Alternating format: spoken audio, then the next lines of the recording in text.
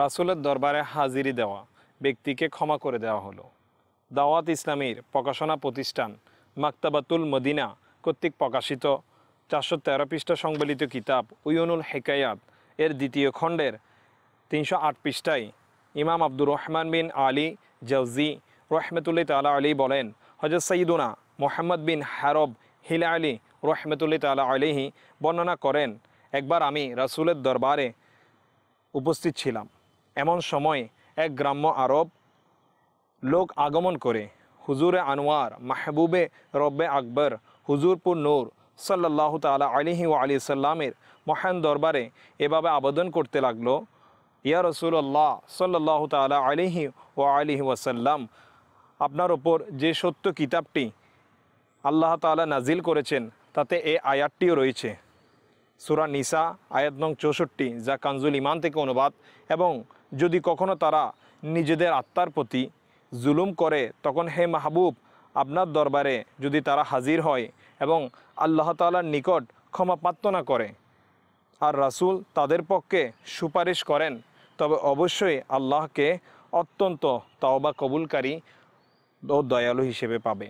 হে আমার আকা ও মাওলা হুজুর সাল্লাল্লাহু তাআলা আলাইহি ওয়া আলিহি সাল্লাম, আমি ক্ষমাশীল আল্লাহ তাআলার দরবার থেকে আমার গুনাহসমূহ ক্ষমা করিয়ে নেয়ার জন্য আপনার দরবারে উপস্থিত হয়েছি, আর আপনাকে আল্লাহ তাআলার দরবারে আমার জন্য সুপারিশকারী বানাচ্ছি।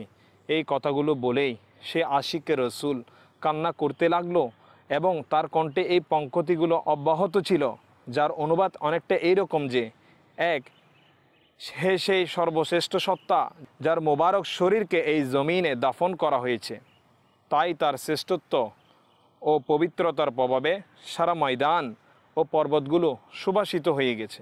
দুই, সে নুরানি কবরের ওপর আমার এই জীবন কুরবান হয়ে যাক, যেই নুরানি কবরে আপনি সাল্লাল্লাহু তাআলা আলাইহি ওয়া আলিহি সাল্লাম চিরশান্তিতে অবস্থান করছেন, যাতে বিদ্যমান রয়েছে পবিত্রতা, ক্ষমা ও দানশীলতার মহামূল্যবান খনি।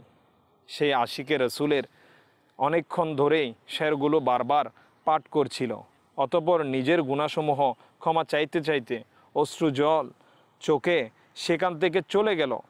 হযরত সাইয়্যিদুনা মুহাম্মদ বিন হারব হিলালি রহমতুল্লাহ তাআলা আলাইহি বলেন, আমি যখন ঘুমিয়ে পড়লাম, স্বপ্নে হুজুরপুর নূর সাল্লাল্লাহু তাআলা আলাইহি ওয়া আলিহি সাল্লাম এর দিদার লাভে ধন্য হলাম।